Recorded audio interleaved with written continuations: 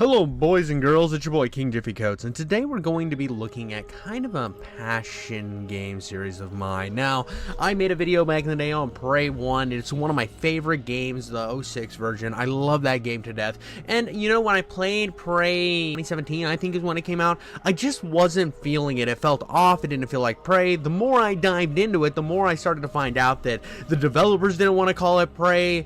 Bethesda was just kind of shoving Prey down their throat like a long shaft in a explicit film. They were just deeping that down their gullet, and they really didn't have a choice on the matter, which to an extent I can understand why people defend Prey in that regard. I can also understand why people kind of poo-poo on Prey 2017 for not really being a Prey game. I think there's an argument to be made for both, and I think that it kind of becomes kind of this controversial title, even though as an immersive sim, Prey 2017 is a pretty solid game. As a Prey game, it's absolutely dog water.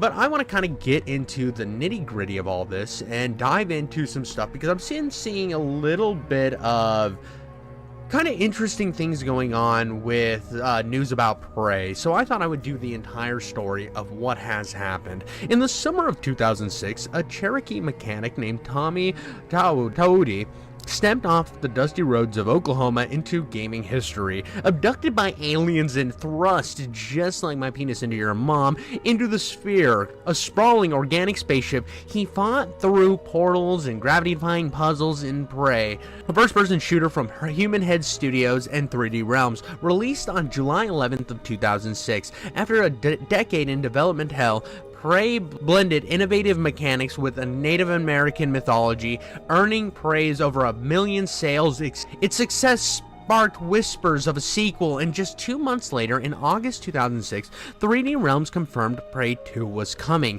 a promise to expand Tommy's saga with more portals, more action, and more alien chaos. But the road to Prey 2 was no smoother than the first games. 3D Realms, already notorious for endless delays of Duke Nukem Forever, which at the time, if you don't know the story of Duke Nukem Forever, you gotta look into that shit. It is like trying to figure out what STDs Diddy has, probably, or Charlie Sheen. It would be like looking at Charlie Sheen's penis and trying to pick out which one's like AIDS and which one's a zit. But the whole thing was in quicksand, and by 2007, Prey's co-creator Tom Hall co-founded Radar Group to fund the sequel, pitching it as a narrative-driven evolution. Yet by 2009, 3D Realms crumbled and the Prey IP was swept up by ZeniMax Media, Bethesda Softworks' parent company. Human Head Studios, the original developers, took the reins, but the sequel's vision shifted drastically. Gone was Tommy as the lead. Instead, US Marshal Killian Samuels took the center stage. His plane crashed on the sphere during the events of Prey, and years later he awoke on Exodus, a neon-lit alien world, reborn as an amnesiac bounty hunter. Audio logs teased a team-up with Tommy against the shared enemy, set in an open-world playground built on modified id Tech 4 engine.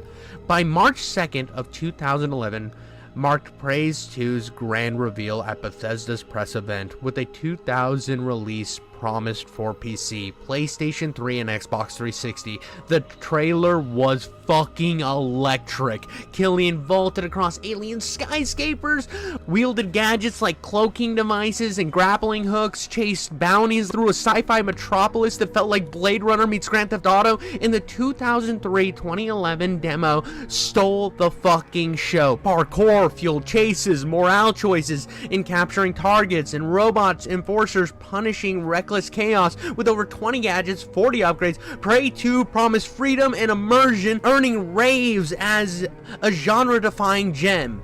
Yet beneath the hype, cracks were forming. By late 2011, Human Head halted work after 2 years. With the game near alpha, whispers of political and petty disputes surfaced, possibly over creative control or Bethesda's rumor push to acquire the studio. Leaked emails later hinted at Bethesda's shopping the project to studios like Obsidian or Rebellion, even floating a System Shock-style reboot with Arcade. In March 2012, Bethesda denied cancellation rumors but admitted Prey 2 has not progressed satisfactory and fell short of quality standards. That's really fucking funny coming from the studio that was willing to release Redfall, isn't it, guys? Isn't it just hilarious how Bethesda was like, no, fucking put Redfall out there, but Prey 2, oh no, we gotta kick that shit to the rocks. The 2000 release vanished, and silence followed. Fans clung to hope, and the project sank into development hell. What a fucking shocker. A Bethesda game having development hell. Anything that seems to be under their umbrella seems to be a fucking nightmare zone, especially if you're a third-party company. On October 30th, 2014, at PAX Australia, Bethesda's Pete Hines delivered the killing blow. Prey 2 was cancelled. We never saw a path to success, he said, citing unmet quality goals. Human Head, heartbroken but proud, mourned their near-complete game. Its E3 demo a testament to what could have been. Fallout was bitter. Bethesda blacklisted Kotaku for leaking reports, even nodding to it in a 2017 achievement. Prey's name did resurface in 2016, but it wasn't Human Head's vision. It was Arcane Austin's unveiled reboot of Prey at E3, a psychological thriller set on Talos, a space station, released in May 5th, 2017. It ditched Prey 2's assets, keeping only the IP name and the alien hunting vibe. Arcane's director, Ralph Colantio, called the name reuse disrespectful to Human Head, but a corporate mandate. The reboot won critical praise, but modest sales. A cult classic divorced from the original's legacy.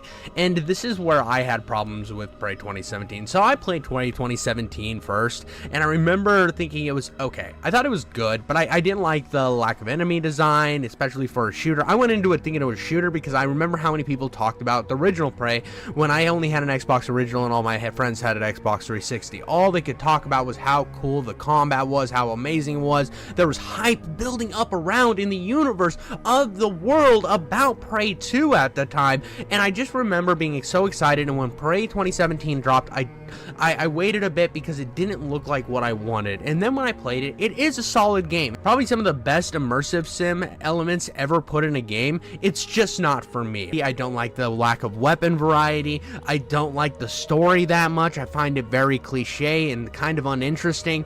I commend it for its ability to be an incredible immersive sim, but I also think that if you're going to slap the Prey name on something, it should at least live up to kind of the standard. It would be like making a new Grand Theft Auto game and kind of putting it in a whole new genre. It goes from being open world to a completely linear experience where there is no traversal, there is no funky characters, it's just level to level. That would make a lot of people upset. That would put people in a lot of bad taste in their mouth. So I can understand the sentiment against Prey 2017 in that regard, and that's why I said that at the beginning of the video. And I feel like the director was put in a bad position because of it, and it really isn't their fault. But at the same time, as a consumer, if I'm going to a Predator movie and it only has fucking Freddy Krueger in it, it's like, this isn't a Predator movie, this is a Freddy Krueger movie. When I did eventually play Prey 2006 much later, and I found out that it was one of my favorite games of all time. I think it is the best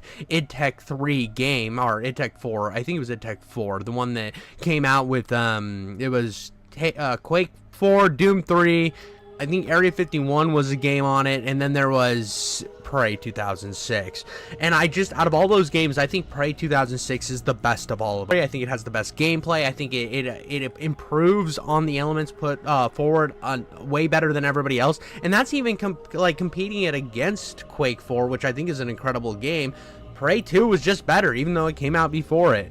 And that's funny, looking at how Quake 4 felt like a real evolution of Doom 3, it still wasn't as good as Prey, and that just is how good that game was in my mind. It is just such a fun experience to play a game that really didn't live up to that, in my opinion, with Prey 2017. But after all of this chaos and all of my pushing my own bullshit in, I have to say that this is where Human Head kind of limped on. Releasing an enhanced Prey and other titles, they ended up closing in May 2019 after Rune 2 flopped. Its developers scattered, many to ZeniMax Online Studios, where echoes of Prey 2 lingered in canceled projects like 2024's sci-fi RPG Blackbird, Arcane Austin's closure in 2024, also post Redfall, which was fucking awful, buried sequel hopes, though 2021 rumors of a Prey 2 Neuroshock briefly stirred the excitement. But I think Prey 2 Neuroshock was actually going to be a sequel to the 2017 Prey, which would honestly be not the direction I would want to go. And I remember when I saw that, I was just kind of a little sad, because I just want to see Prey 2 to the original Prey. I don't like that the new Prey is trying to take over that Prey, because in my opinion, I'm going to keep saying this, Prey 2, or Prey 2006 was the better game, had the better story, had the more engaging characters, and I wanted to see that Prey expanded, not the spaceship Prey where it's all a simulation, and I don't know, I didn't like it. In September 2025, a final glimpse emerged.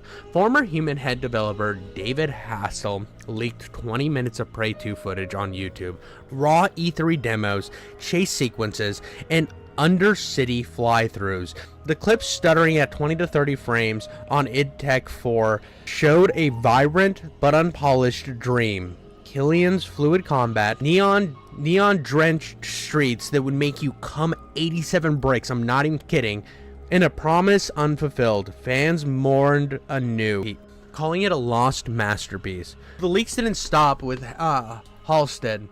On September 7th, an anonymous poster on the Duke Nukem fan forum, Duke4.net of all places, given 3D Realms early involvement with Prey, dropped 5 more minutes of footage. This build explores street-level actions, navigating back alleys, interacting with NPCs, and tracing leads to dock controlled by smugglers.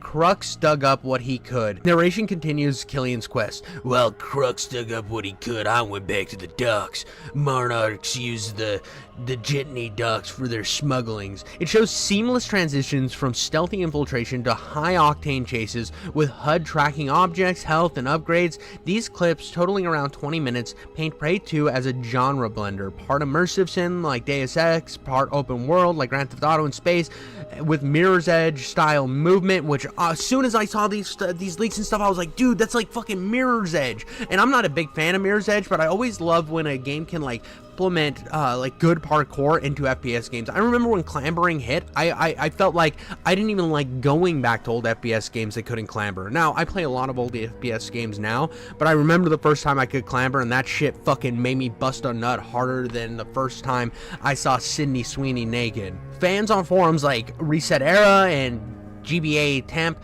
laminated the cancellation anew, calling it a lost masterpiece that could have rivaled modern hits like Cyberpunk 2077, minus the bugs and shit, obviously. The good Cyberpunk, obviously.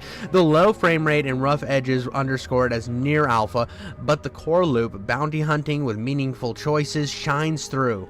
Why now? Speculation ties it to Halstead's recent layoff from ZeniMax Online amid broader Microsoft cuts in July 2025. Human Head alumni, including Halstead, joined ZeniMax Studios after the 2019 closure, bringing Prey 2 echoes to a new project. The leaks felt like a parting shot, preserved a piece of gaming history before it's forgot.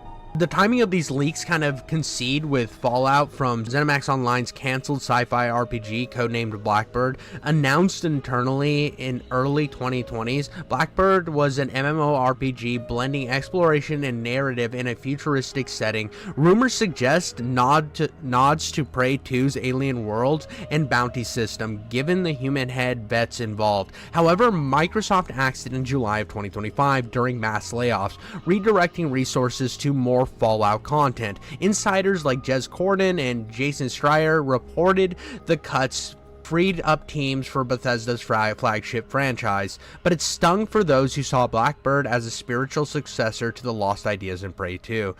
This cancellation was fueled by whispers of Prey's revivals. Fans speculated Bethesda might dust off Human Head's assets for a remaster or full reboot, especially post Arcane Austin's 2024 closure after Redfall's flop.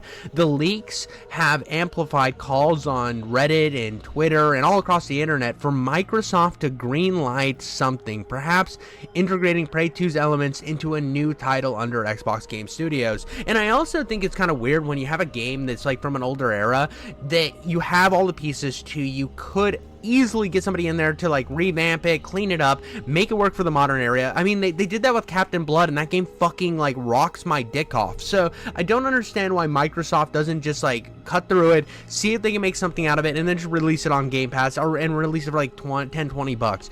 Get some people to flesh it out, keep it on the old engine, and have some fun with it. Drop it as an indie title. That is so simple to me. You can make some money, have some fun, and give a nod to the studios that worked very hard. Driving back further, the leaks evoke 2021 rumors of Prey 2 Neuroshock, a supposed sequel to Arkane's 2017 Prey reboot, which, again, I wasn't excited for this one, but I did feel it was important to add in. Leaked from 4chan, it described a shooter Deus Ex-inspired experience set on Earth, following Morgan Yu's story, with a typhoon of powers in urban sprawls. Teased for Game Awards revealed, it promised RPG depth and mind-bending horror, but never materialized. By 2022, Arcane devs clarified Neuroshock was a joke codename. Real pitch included Typhoon or Starseed, but Bethesda insisted on Prey for the brand recognition. The rumor fizzled, debunked as fan fiction, though it was highlighted hunger for more immersive sims. No fresh Neuroshock buzz in 2025, but Hastel's leaks have reignited similar speculation. Could ZeniMax repurpose Prey 2 for a 2017 expansion or a standalone? Unlikely, giving Arcane's disillusion, but the IP lingers, and Microsoft has like 400 other studios. Why can't they put one of them on it? Or maybe there's this like ultimate Giga Chad group out there, right? There's this absolute insane group called Night Dive Studios that have done magic with remastering old games and even rebuilding games like fucking System Shock 1. Why wouldn't you have them take a look at the models built and see if they could expand on it? Because their love in the industry and their love for the genre, I really do think could make Prey 2 a reality. These leaks aren't just nostalgia bait, they're a raw reminder of corporate decisions derailing creativity. Prey 2 was a full game by 2011, yet Bethesda deemed it below standards amid alleged accusations attempts on human head. Again, the more I look into this, the more things I pull from different articles and from different Wikipedia sites and all this bullshit, the more I start to think, why doesn't Microsoft just have somebody like Night Dive clean it up, make it working, put it at 60 frames, and let us play the fucking game? It's all the time you hear about these games that are at the end of development and just not finished. Get one of these studios that like specializes in remastering games and have them remaster it, have them bring it up to modern standards, and just finish it off with the last few touches. Especially when it's an old game like this that won't be as, I don't know, financially straining.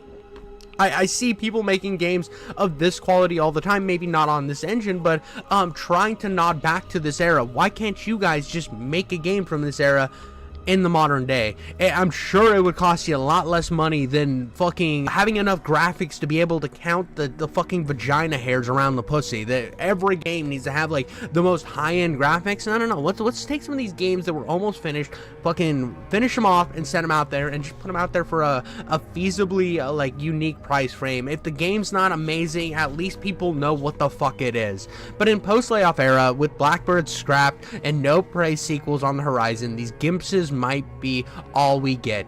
Yet they keep the dream alive. Maybe one day Killian Samuels will chase bounties again. For now, hunt down the re-uploads. It's as close as we're probably ever gonna fucking get to being able to play the unplayable. It is just so sad that Prey 2's saga is a tragedy of ambition, betrayed by corporate games studios struggles, and the vision too bold for its time. Its ghosts haunt gaming, a reminder what might have been. While Arcane Austin's Prey carries the name forward, kind of in like a weird tangent that it was never supposed to be named Prey kind of way, it echoes this.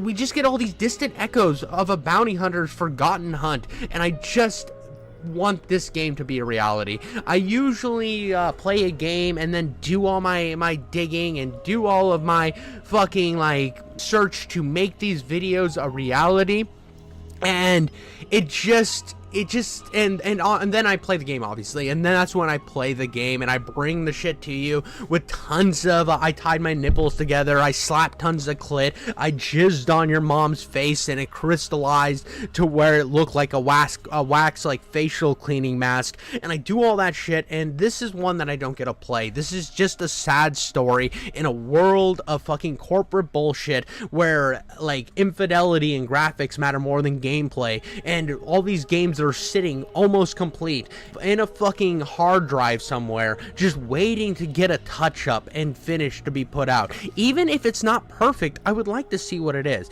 And this is where my thing with, like, canceling games come from. It's like, why don't you get another studio to just put the finishing touches on it, just clean it up just a tidbit, just give me a little bit of love here to see what this finished game look like, so I can play the Prey 2 I always wanted to play. But that's all I really got for you guys today.